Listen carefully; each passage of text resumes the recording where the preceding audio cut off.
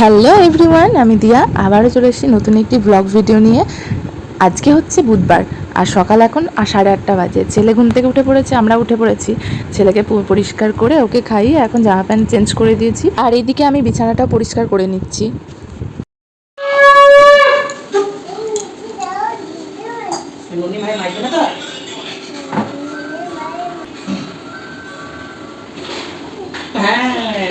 কি দিল তোমার? কি দিয়েছে দিদুন?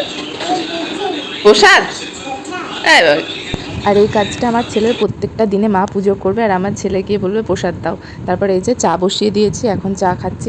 আর এইদিকে ওর বাবার টিফিনটাও রেডি করে নিচ্ছি। আবার আবার নাচো। দেখলেই তো চপার মেশিনে আমি যখন শসা, পেঁয়াজ, গাজর এগুলো কাটছি আর আমার ছেলে কেমন নাচছে। ওর বাবার টিফিনটা রেডি হয়ে গেছে, ওকে দিয়ে দিয়েছে। আর এখন বাবাকে এখন টাটা বলতে না, টাটা দিদা বাবাকে টাটা টাটা। আসো আমরা যাবো, আমরা সাইকেল নিয়ে আসছি, চলো আমরা সাইকেল। তোমার সাইকেলটা কোথায়? ওই ওখানে আছে। ওর বাবা অফিস চলে গেছে, আমরাও টিফিনটা সেরে নিই। তুই খেতে পারবি অতগুলো ভাত? খেতে পারবি? নিয়েছিস যে?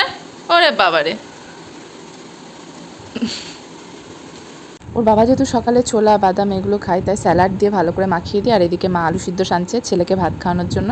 আর আমাদের পান্তা ভাত আছে, ওটাই হবে। আর এই যে আমার মায়ের কোলে উঠে এখন ছেলে ভাত খাচ্ছে, ঘি আলু সিদ্ধ দিয়ে ভাত খাচ্ছে। আর আমরাও খেতে বসে পড়েছি, আমি আর মা। আজকে পান্তা ছিল আর চানাচুর মাখা আর আলু সেদ্ধ। আর কে কে পান্তা ভাত খেতে ভালোবাসে অবশ্যই কিন্তু কমেন্টে জানাবে। আর মা এদিকে সবজি কাটতে বসে গেছে, আর চিংড়ি মাছ নিয়েছিল সেটাকেও বেছে নিল। আর মায়ের রান্নাও শুরু হয়ে গেছে। আর আজকে বাড়িতে কি কি রান্না হবে চলো তোমাদের সঙ্গে পরে শেয়ার করব। তার আগে এই যে দই দিতে এসেছে, আর প্রত্যেকটা দিন এই মানুষরা দই দিতে আসে। আর আমার ছেলে যেহেতু ভালোবাসে, তাই আমি বলে রেখেছি যদি আসেন আপনি এদিকে আমার বাড়িতে অবশ্যই একবার করে আসবেন। তাই প্রত্যেকটা দিন আমি দই নিই, যেহেতু আমার ছেলে ভালোবাসে। তারপরে যে স্নান করে এখন চলে এসেছি। ঘড়িতে এখন প্রায় 1:30 বাজে, অনেকটাই দেরি হয়ে গেছিলো। আর অনেক কিছু কাচার ছিল, সেগুলোকে কেচে নিয়েছি।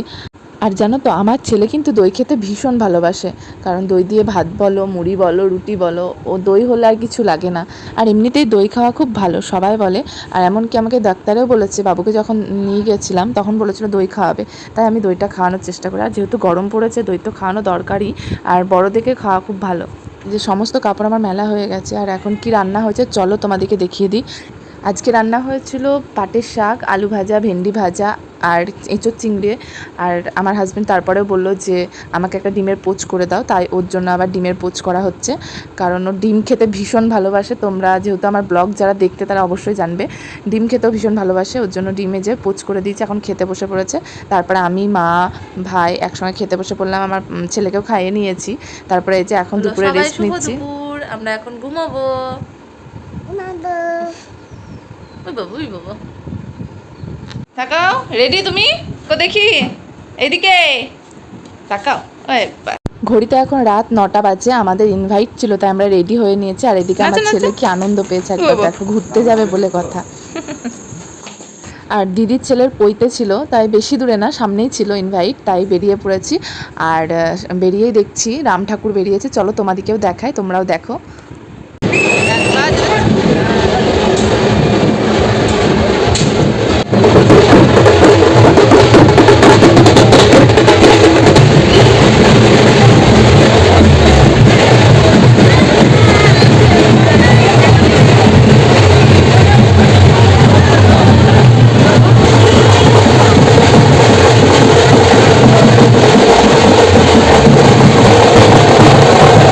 এই যে সামনেই বেলুন মেলা দাঁড়িয়েছিল, আর আমার ছেলের বায়না বেলুন নেব, তাই ওর বাবা একটা বেলুন কিনে দিয়েছে, এখন বেলুন নিয়ে দাঁড়িয়ে আছে।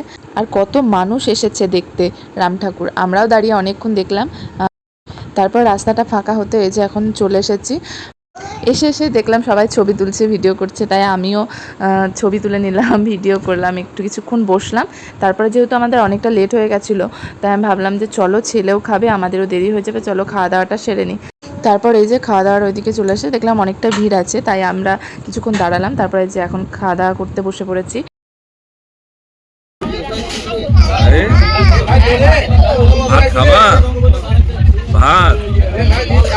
আর এদিকে আমার ছেলে ভাত খাওয়ার তো কোনো নাম নেই, আইসক্রিম নিয়ে বসে আছে। তারপরে যে খাওয়া দাওয়া আমরা সেরে নিয়ে এখন চলে এসেছি বাড়ি, অনেকটাই রাত হয়ে গেছে, তার বাড়ির দিকেই যাচ্ছি। আজকের ভিডিওটা তাহলে এই পর্যন্ত থাক, আবার অন্য কোনো ভিডিও নিয়ে তোমাদের সামনে অবশ্যই আসবো। ওকে, বাই, টাটা।